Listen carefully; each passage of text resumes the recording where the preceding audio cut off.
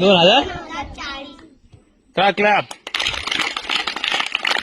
छान.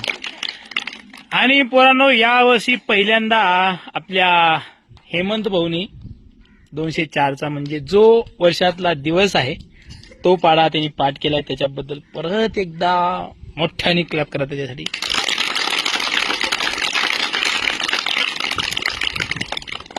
इथून पुढे तुम्ही कराल का?